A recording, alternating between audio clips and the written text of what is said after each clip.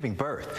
We watch her navigate a pandemic and make choices that redefine global leadership using empathy, making Prime Minister, which is available on HBO Max and Apple TV Plus, my pick of the week. Adam Graham, what's your pick of the week, my man? Real quick, I love earlier that you said that Good Boy stars Indy the dog. Yep, that was good. My pick of the week is Bone Lake. It's a wickedly fun little horror thriller about what happens when two couples show up at the same Airbnb for the weekend, and you realize that one of them might have been there on purpose. Bone Lake in theaters. Really good stuff. Fun little gory little horror thriller. Nice. Lots going on. It's fun. All right, my man. I appreciate you. And I appreciate you guys for always sticking with us. As long as they keep making movies, we'll keep critically speaking about those films. Next week, we fly with Tron Ares. So please, save me a seat.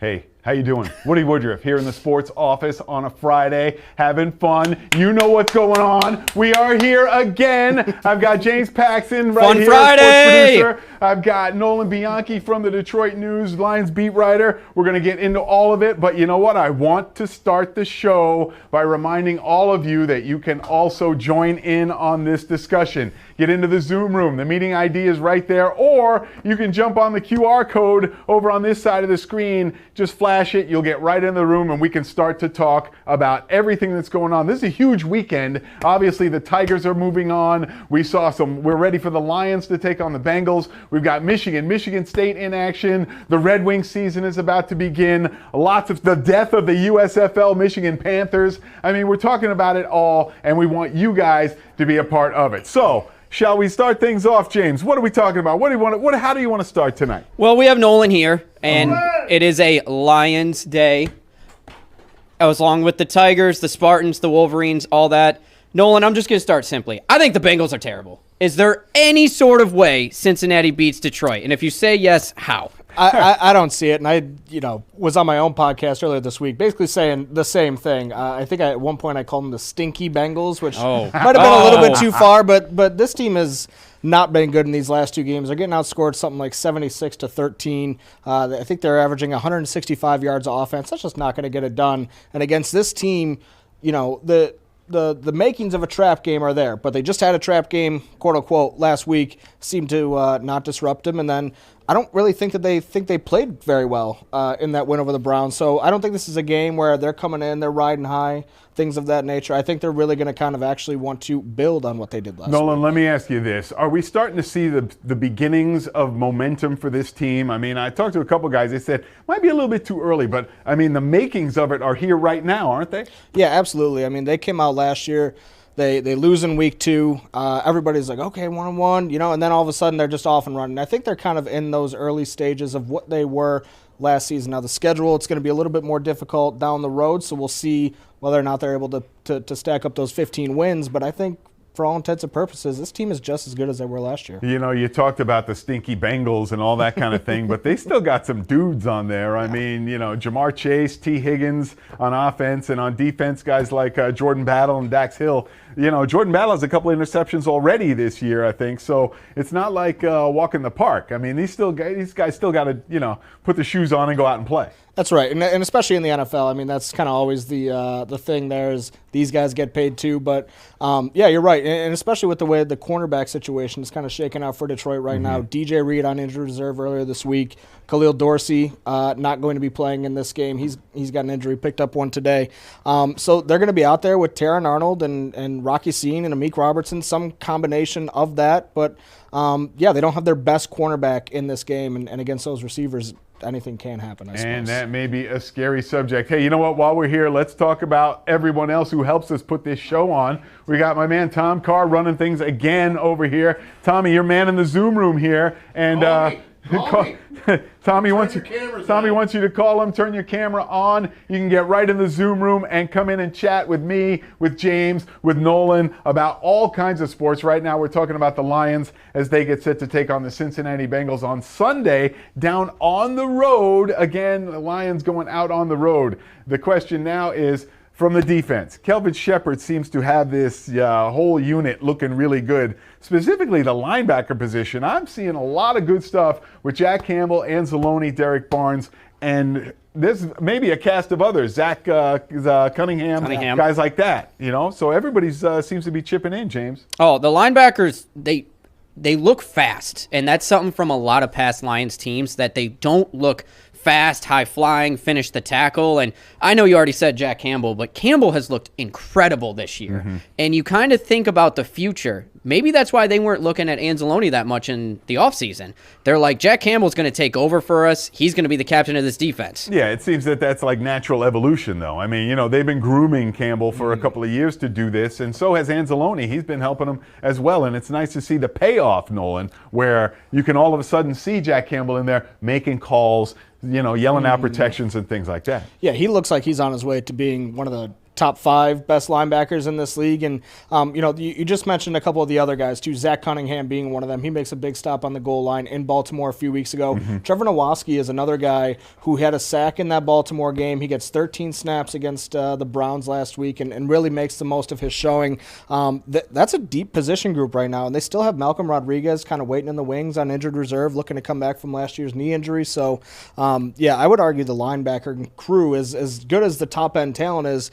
I also think this is probably the deepest position on the team. It goes to show you how scary the Lions can be to the opposition. I mean, even though they have a few injuries coming in, I mean, this team is starting to, get their legs under them, and I don't see really much stopping them except themselves. That's always the case with the teams that we root for. It's always they stop themselves. Remember, you guys can also join in the conversation, and that's what we're looking for, okay? We got plenty to talk about here. We got a couple of entertaining things. I've got some games to play with some people. So, whoever wants to come in, it's going to be fun. Some of the other topics that we're talking about with this Lions team, James, we were talking with Dave Phipp in the kicking game this week as well. I mean, there were some funny stories going on with Phipp. Nolan, you heard what we heard this week as well. Yeah, he was awesome. And, he actually talked about kind of one of the big topics around the NFL right now, which is these new kicking balls that they're using. So basically in the past, these K balls, as they're called, they want them to be soft. They want to remove the bumps from them. And so previously the process for that was on game day, a referee would give a team their kicking balls for the day, and what they'd end up doing is those guys would have about an hour and a half to get those balls ready for game time. But now they're allowed to keep the kicking balls in-house all week, so they're allowed to prep them all week. There's no race against the clock. I talked to Jake Bates about this, actually. He said he doesn't seem to think it makes that much of a difference, although Vic Fangio, the Eagles defensive coordinator, said it's compared it to the steroid era in baseball, which I think might be a little bit overblown. That seems like a stretch. Yeah, a little bit. I mean, a little bit. Basically, what it comes down to, though, is that it sounds like teams who did have a good K-ball preparer in the past don't seem to notice a difference, but maybe teams who didn't have as good of an operation on game day are definitely seeing a little bit of benefits. All right, let's get some fans involved. Right now, I understand we got somebody in the Zoom room. Tommy, is it Mr. Moldy Bread? Is that what you said it was? Liquid bread. I'm sorry. It's Oh, my not man. moldy. It's I'm liquid sorry. bread. I'm sorry. It is liquid bread. Hello, sir. How are you? Nice to see you. Thanks for coming in tonight. What do you want to know about the Lions with Nolan and James? What was this whole big thing? Maybe I'm not up to getting on the web while I'm at work the last couple of days, but what's the whole thing with St. Brown and whether or not he was playing 2K and all this stuff for that pregame? Do we want to go into that at all? Yeah, I'll take sure. over Go ahead, this one James. because Woody had a great conversation with Jahmyr Gibbs that you can catch on our pregame show Sunday, 10 a.m. And he talked video games with, I guess, the best video game player the Lions have, Jahmyr Gibbs. He did say that. He did say that. And what some people kind of caught over the weekend is Amon-Ra St. Brown was playing video games at 4 a.m. before the Browns. Allegedly. Allegedly. Thank you, Nolan. Journalism is important. Yes. He was allegedly playing video games. But as you can see, Mr. Liquid Bread, it didn't matter because he had a couple touchdowns. He can play video games all night if he's playing the Cleveland Browns. Although, when I did talk to St. Brown about that, he said that it wasn't him who was playing against Jahmyr Gibbs. I don't believe him. And lost 21-2, got smoked in NBA 2K. So I don't know. I mean, he also said that Gibbs was good at trolling. So, there may be some discrepancy as to who was actually up at 4 a.m. If anybody was up at 4 a.m., I'm not going to get anybody in trouble Allegedly. by saying that Thank they you, were. Nolan. Appreciate Yeah, it. you always have to use the A word there. And he may have been drinking some of this great Detroit Atwater beer. I like that. Right before, during while his 4 o'clock gaming, and it could have been his brother, since he said they got beat. His brother did go to Notre Dame, but Look, you know what? We're not an athlete. We're not going to hold the fact that he went to Notre Dame against him. What I want to know is that beverage you held up. What was that? An adult beverage? What is that? Yes, that is Atwater Brewing Company's Vanilla Java Porter, but it's kind of blurred because of my background. But that is Vanilla. I like that. VJP Hazelnut. VJP Hazelnut. Look at that. Yeah, Oh, I want one of those. Liquid bread. I understand where the liquid part comes from now. Okay. It's flowing. It's flowing tonight. It's Friday night. Hey, Liquid Bread, do me a favor. Give me a score for Sunday. I mean, Lions down in Cincinnati against a Bengals team that is in quite a bit of disarray. They got no QB, no Joe Burrow, so it's Jake Browning, but they still got Chase and T. Higgins and all those other guys. So talk to me. Well, first I want to point out that I think I was the closest in the prediction last week on Friday for the Browns game. Just saying. I wasn't exact, but I was you may be close. right He was on pretty. that. He You may have been was right on almost that. there. So we're going to say the defense is not what the Browns had. So let's go. I think they're just going to put the hammer down. I'm going to break. They're going to break 40. Let's say a nice round 42-10. 42-10. 42 If to you know 10. what? If the score's 42-10, how many does St. Brown get, Nolan? Probably 2 or 3. And I got to with the think way he's JMO playing. is going to be involved in this as well. So it's going to be good. I hope. I'm sorry, 3 what? I heard something on the broadcast last week. If the 3-headed beast each get a touchdown, they win every time, right? I think it's 12-0 at this point. Montgomery, St. Yes. Brown, and Gibbs when they all score a touchdown. 12-0. That would be every time then, right? Yeah, that's why I want to No, get the he's number correct. 4, Look at Mr. Liquid Bread.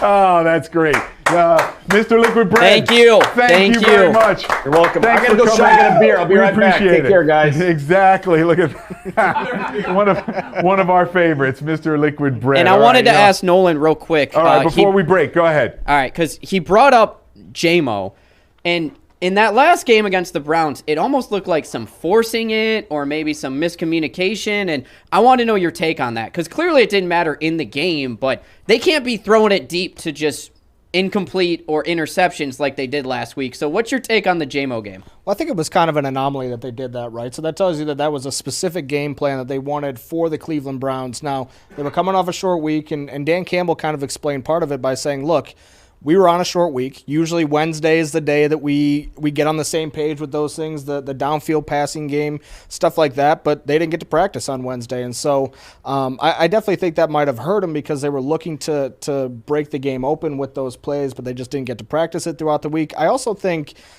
there could probably be some blame passed around on those. And, some of the blame is just the defender got in Goff's face and he had to change the angle on his throw. There was one where JMO had a deep post route and Malik Collins from Cleveland was crashing the pocket and he had a hand in the face. You saw a slight change of angle and it doesn't look like a good pass, but he did have to change things up. Scotty Montgomery was also chiming in on that, talking about JMO and maybe the position of his hands on the catch. Maybe he shouldn't wait for it to come all the way down here. He should maybe go up a little more and that would, fend off the defender a little more. But again, these things are easy to correct out on the practice field and talk about when you win games. Mm-hmm. And right now, the Lions are on a 3-game win streak. I think they will extend it to 4 and, be cruising for the rest of the season into the bye week and beyond. So all the Lions have to do this week is really take care of their business. And it's going to be happy times. I mean, I don't really see any kind of stumble or any kind of problem unless it's catastrophe, and Goff has another 5-interception day, and the run game. Why would you even say that? The run game what are you only doing? Produces 20 yards and all what that. What are you doing? Come on, man! It's Cincinnati. You know what we're talking about. Okay, that's fine. Yeah, exactly. Hey, listen. You know what? I'm throwing a quick break right now. There's going to be much more of the Sports Office. We got a lot more to talk about. Your calls, bucket ball, off the sticks. Why am I wearing a Miami Hurricanes jersey? We'll talk about all of that right after this break.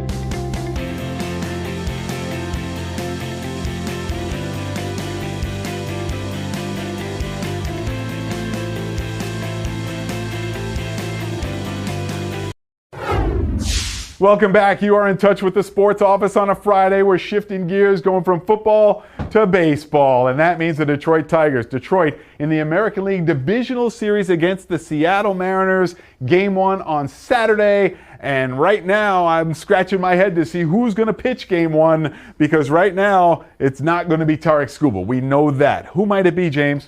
It's probably going to be Cater Montero. He's kind of been their pseudo bullpen guy who starts out and then long relievers take over like Kyle Finnegan or Tyler Holton, and then Scooble's game 2. So you just hope to go to Seattle and come back east tied at 1. Can they do that? I mean, look at what Scooble did in Cleveland. He had a great game, and they ended up getting out of that game. But I look at what Scooble has done against Seattle, and he has gotten roughed up against Seattle. In fact, a lot of the Tigers starters have gotten roughed up against Seattle. They went 2-4 against Seattle this year, so obviously not a good track record. But, Nolan, as A.J. Hinch says, it's October. Everything is brand new. I mean, do you buy that kind of talk or mindset, knowing that you buy it now? Can this team flip it around? Yeah, after seeing them win the playoff series, of course I believe that. I mean, Javi Baez, the hottest hitter on the planet for the last week. Absolutely. Does a longer series maybe take some of the pressure off?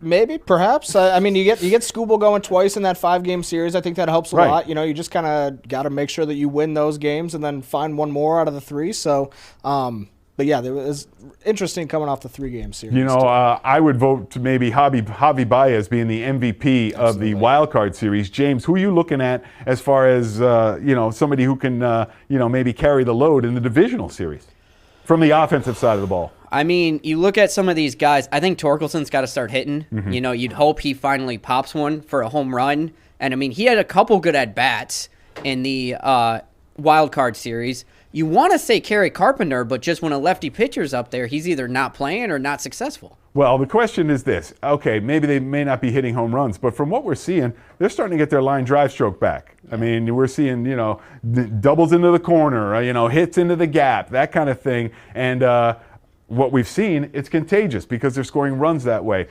A.J. Hinch right now, I think, is pulling out every little managerial trick he knows. He's going to play small ball. He's going to, play for the big hit. He's going to, try to advance runners and do all of that because I think he knows that, with the flaws on this team, I got to maximize every opportunity I can get. Yeah, and I think the way that they won yesterday was big. Mm-hmm.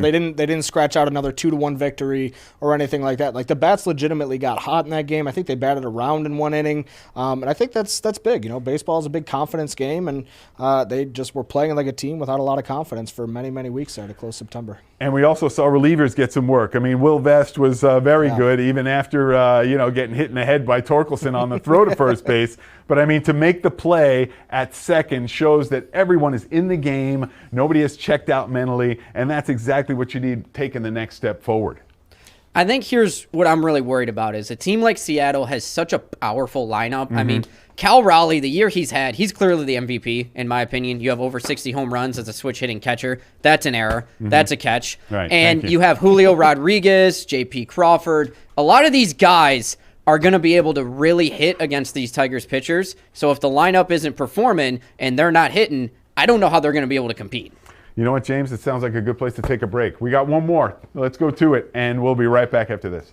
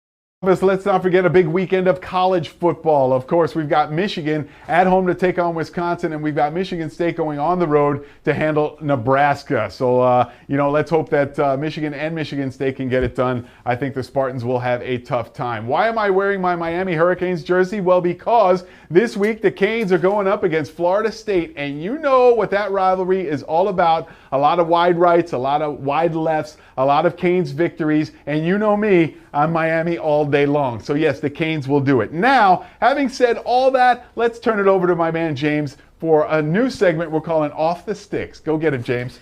It is Fun Friday, Off the Sticks Friday. Thank you, everybody. I am your host, James Paxson. And now the last thing we do on Fridays is called Woody Versus. Last week he won a putting contest against Matt, and he never bought us dinner before he left, so I guess we didn't get anything. But this week, our guest, Nolan, is going to be playing bucket ball with us. Matt, get that bucket. Here's the game. We have a ton of different balls. We have a basketball, we have a soccer ball, we have a wiffle ball, we have a football, and then we have a mystery ball. And whoever gets the most in the bucket out of 5 is the winner. And if we have a tie, we go to a tiebreaker like last week. We like ties. But we do have a little bit of a home court advantage, as you can see. They're going to be cheering.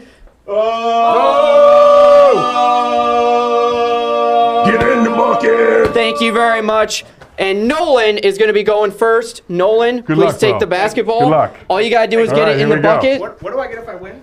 You know what? You get bragging rights. Okay, I'll take that. How about that? Get Bragging in the rights. bucket. Come on, come on. Get in the bucket.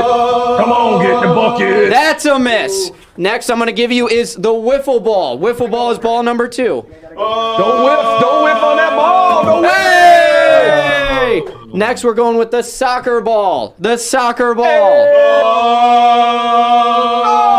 Oh, off the rim. The 4th one, the football. Here you go, Nolan. He is 1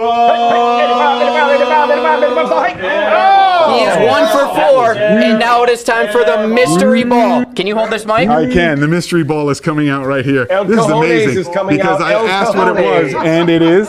The mystery ball is cabbage. So here you go, Nolan. Please do not miss. That is my desk. Dunk it. Dunk it. Dunk it.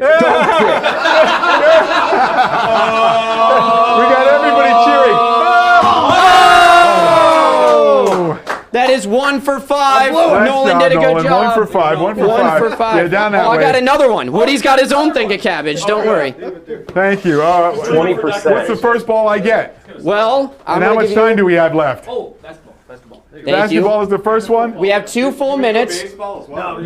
I got these here. Ready? All right, hey, behind the tarp. Behind I'm the tarp. sorry. Behind the line. You need to beat 1 out of 5. 1 out of 5. Take your time. That's a miss. Take your time. Take your time.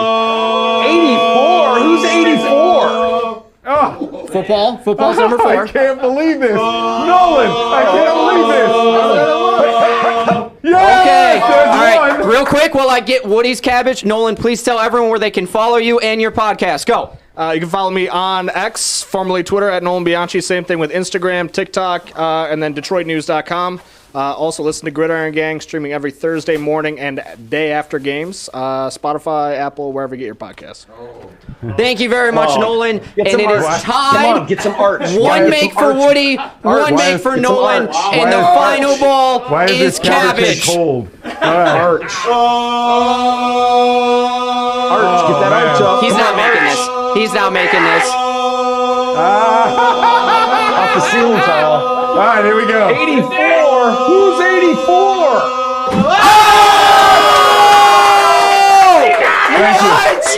Thank you. Fair and square. Fair and square.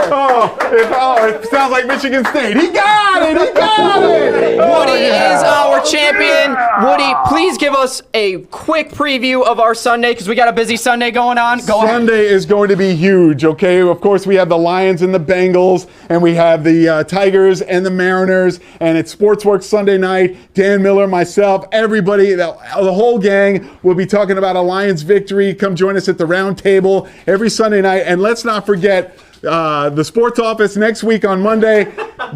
You know what? Cabbage for everybody. Thank you very much, and have a great weekend, everybody. See you next time.